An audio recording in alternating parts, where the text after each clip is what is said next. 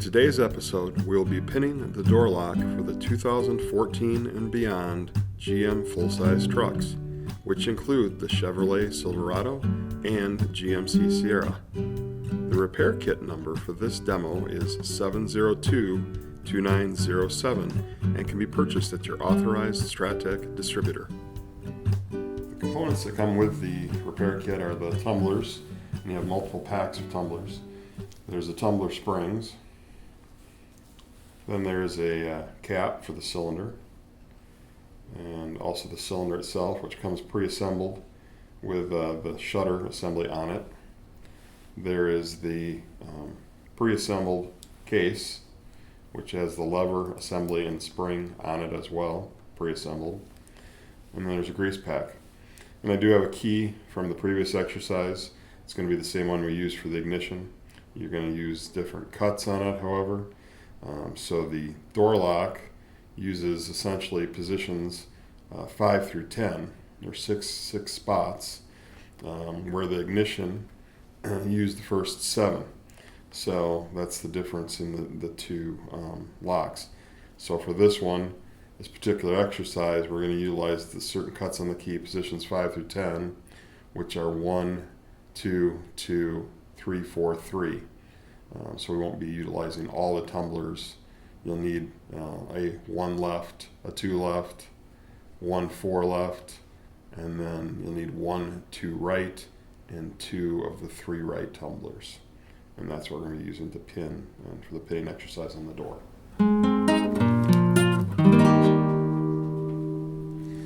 Okay, so we're going to start by tumbling up the cylinder. And again, this is a pretty simple operation. Once we get the cylinder tumbled up, we're going to then insert it and rotate it and click it into position into the case that's pre-assembled for you with the lever and spring.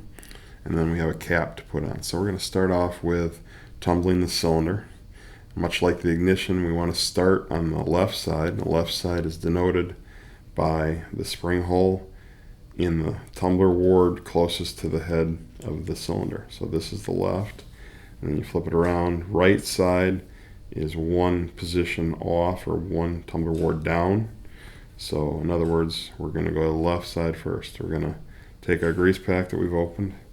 We're going to insert grease down into the spring hole and a little bit into the tumbler ward so that we get lubrication in there.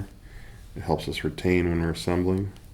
So essentially, I can take and put the spring down in each of the 3 spring holes on that side to start with, and that grease will help hold those in place.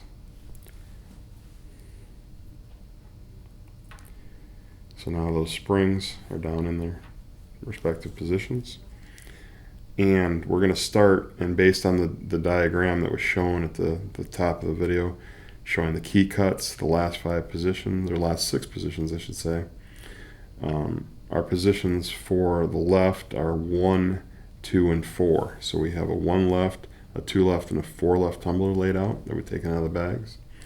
So we're going to start with the 1 left closest to the head of the key. It goes in this position here. Then the 2 left next, and then the 4. And in order to check these, like previous exercises, we take our cut key, we insert it in,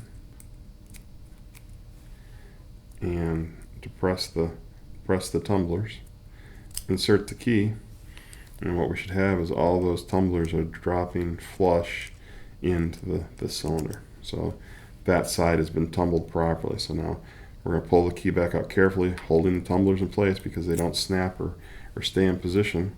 We're going to have to rotate it, so you're going to have to hold it up against the surface of your finger, and essentially you're going to do the right side now. So I'm going to put a little grease in each tumbler ward.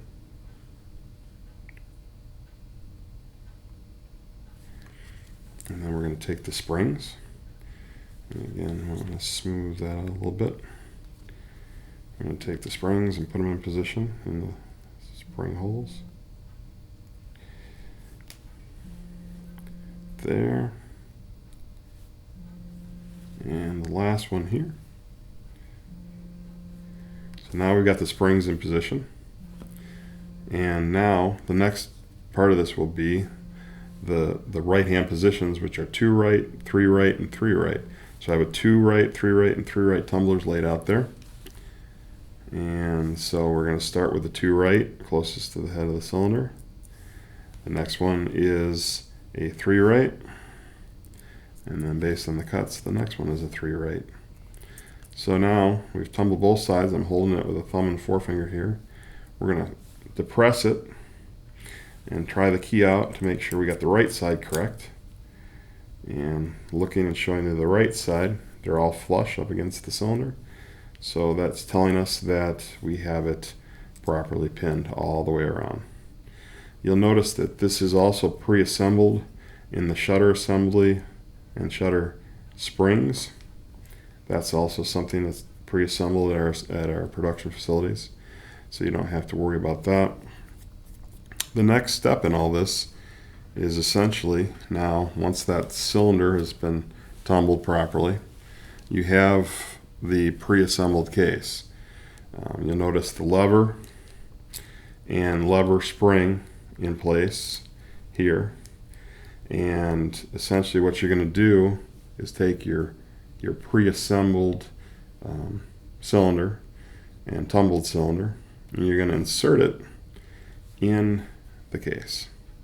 So you'll notice some features on the end of this cylinder that are kind of pins, if you will, or locking positions on the base of that cylinder that will mimic or fit into features down inside of that case. So what you're looking for in the assembly is a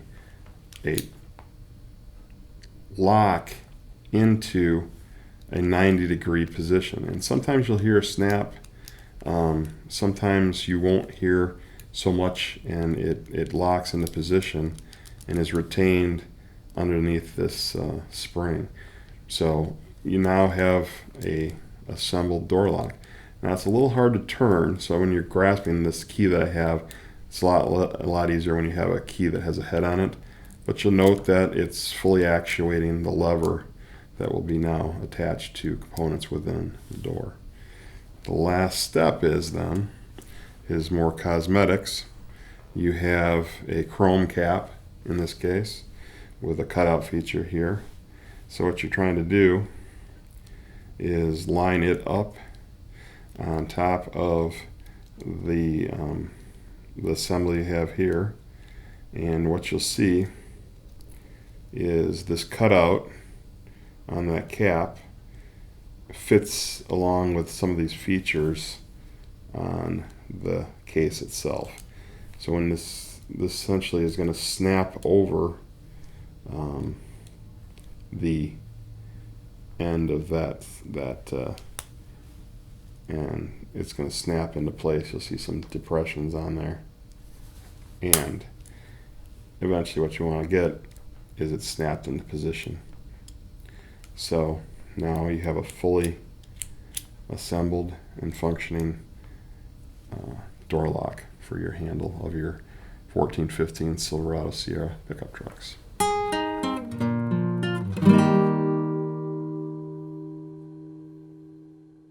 So I'm going to start with the disassembly of the cap, the shutter cap, and we're going to basically pop that off.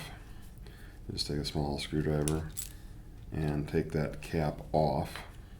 And now what you have is you have this interlock inside. It's a feature that snaps in the cylinder into the case, and what we're going to try and do is get this apart. It's a little tricky. What we've determined is a way that works pretty well is taking a screwdriver, a small straight blade screwdriver, and taking the tension off of this spring and actually turning a straight blade screwdriver so that it's sideways, relieving the tension. Now you're going to rotate this cylinder back, and it's got like a little snap feature, and then it'll allow you to pull it back out. And you'll see on this thing there's very specific tab features on the end profile of that cylinder that would have snapped in at the base of this in the clutch piece. So again, that's how you get it back apart. It's a little tricky, but if you work with it, relieve tension on that spring, and then get it back out the opposite, like turning it 90 degrees, it comes unsnapped.